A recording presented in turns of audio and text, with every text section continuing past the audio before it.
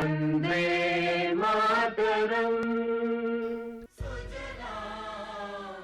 वंदे मातरम गीत ने भारत के स्वतंत्रता संग्राम के दौरान देश के जनमानस में राष्ट्रीय भावना जगाने और गुलामी की बेड़ियों को तोड़ने में बेहद महत्वपूर्ण भूमिका निभाई।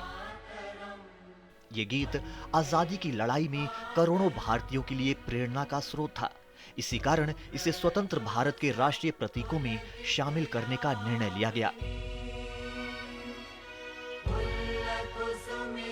ये वंदे मातरम की लोकप्रियता और सार्वभौमिकता का नतीजा ही था कि जब आजाद भारत में खुद का संविधान बनाने के लिए संविधान सभा का गठन हुआ, तब वंदे मातरम को राष्ट्रगीत के रूप में अपनाने पर संविधान सभा के सभी सदस्य एकमत थे और संविधान सभा के सभी सदस्यों ने सर्वसम्मति से इस प्रस्ताव को स्वीकार किया।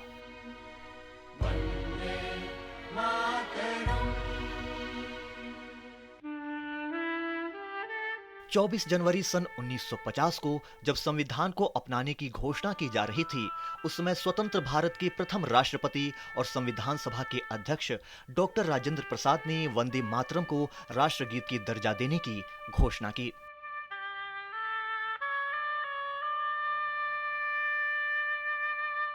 24 जनवरी सन 1950 को संविधान सभा में बोलते हुए डॉक्टर राजेंद्र प्रसाद ने कहा कि वंदे मातरम के गान का, जिसका भारतीय स्वतंत्रता के संग्राम में ऐतिहासिक महत्व रहा है, जनगण मन के समान ही सम्मान किया जाएगा और उसका पद उसके समान ही होगा और दोनों को समान दर्जा प्राप्त होगा।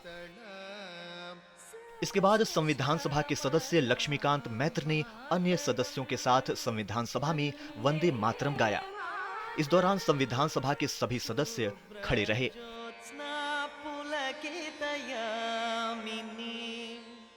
इस तरह वंदे मातरम को संविधान सभा ने न केवल एक गीत बल्कि भारतीय स्वतंत्रता संग्राम की आत्मा और राष्ट्रीय भावना के प्रतीक के रूप में सम्मानित किया।